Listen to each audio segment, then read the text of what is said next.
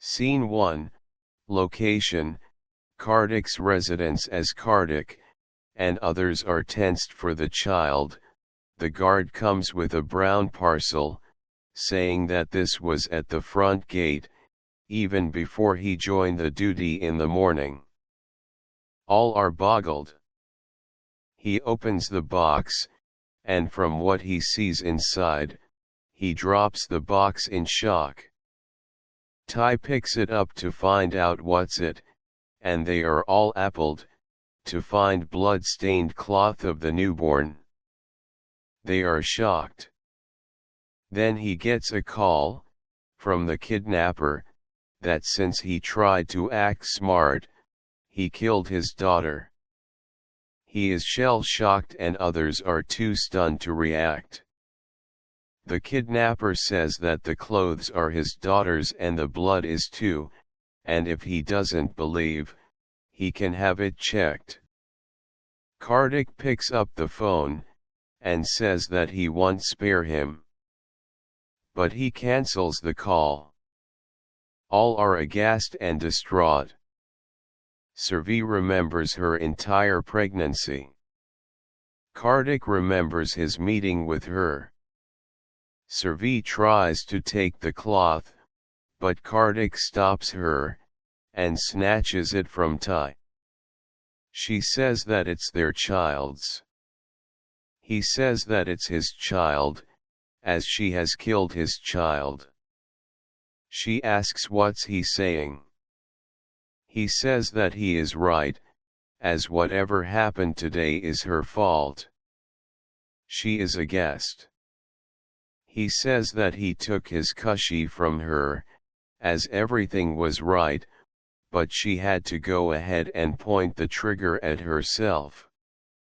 He asks if she thought he wouldn't be able to save her child, and didn't believe in him as a father. She says that it's not like that. He lashes. Then what's it? All are distraught. He asks if she thought he wanted to save the money, and doesn't value their daughter. He says that he called the police to ensure that they get the child back. He says that one wrong step of hers took away their daughter from him, and that he shall have to live with this guilt for the rest of their lives. He says that everything was happening according to the plan, but she messed it up.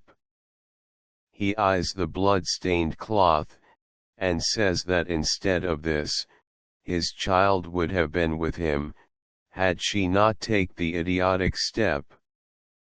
All are aghast. He breaks down incoherently into tears, and then lashes at her angrily, that she doesn't trust him one bit. He tells her that she killed his kushi, and she is the murderer. She begs him to stop, clutching at her ears, saying that every word of his is like a knife stab in the ears. She says that not her, but what SVR happened was due to him, as he never listens to anyone but himself, and when things go wrong, he puts the blame on others, and he has been like this from childhood, since he doesn't let anyone speak, and today too she wouldn't have spoken, had he not called her a murderer. She says that he brands her as a killer of the child, whom she never even saw.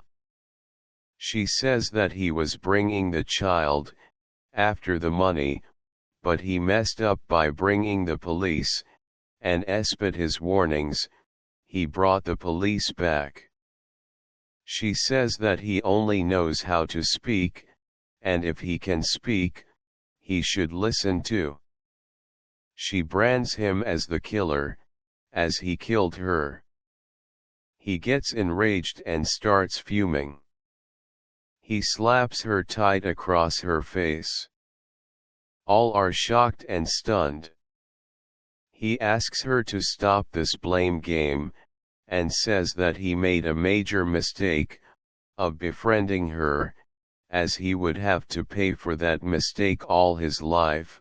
He did a mistake by marrying her, and making her the mother of his child, and that this mistake shall always remain like this in his heart, as the person he loved is the murderer of his child. She says that he isn't doing right by doing this. He says that he doesn't care what's right and wrong, as everything is over, since his child is gone, and begs for a favor. He wrenches her by her hand, and takes her in front of the temple, as she confronts him boggled. He says that he promised her father 14 years back, that he would never let any harm befall on Servi, and begs her to free him from this promise. She is shocked. Srikant tries to speak, but Kartik tops him, saying that Noon shall speak, as he shall speak and Servi listen and the vice versa. He says that he can't live with her, they are all a guest.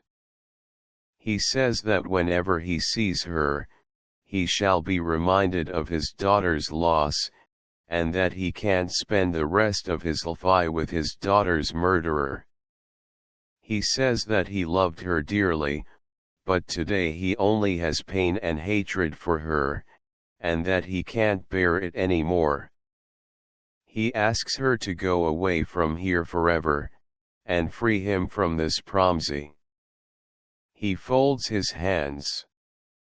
All are stunned. She says that she had heard when a couple become parents, the child becomes the unifying bond. She says that they are separating due to their own misunderstanding. She says that it's their responsibility to keep the relation intact. She says that he easily blamed her, and says that it's okay as she still wishes him happiness, and that she can bear any wound, but she can't see him hurt and sad, and hence today, she frees him from his promise, in the presence of the Lord, and this relation too. All are stunned, as they both confront each other.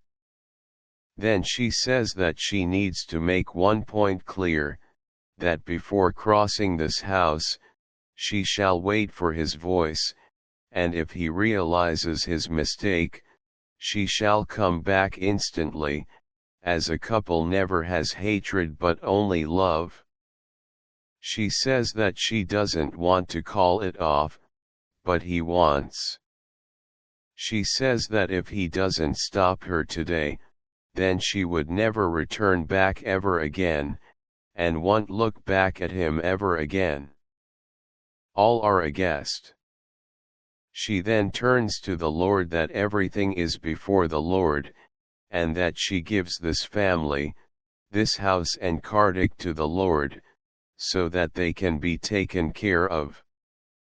She says that Kartik can call it off in a minute, but this family was, is and shall always be hers, and that she shall always be assured that the Lord shall always bear them wool. She prays and then turns around and begins to descend down the stairs. In her room, Servi begins to pack, but Kishore and Bindu try and make her understand that she needs to act sensibly as Kartik is always like this in anger. Hema tells Servi that this is madness, as relations aren't called off like that. Kishore asks her to make Servi understand. She begs her to try and understand, as what has happened in the heat of the moment is gone, but they have to cool down and think mature. He asks her not to hastily take decisions in anger. But Servi continues packing.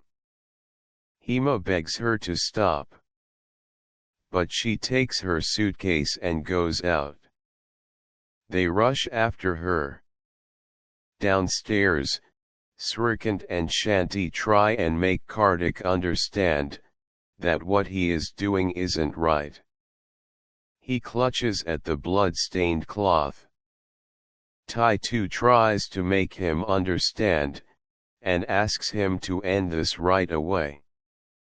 She asks if he is listening. They are all shocked as they find Servi descending down with suitcase.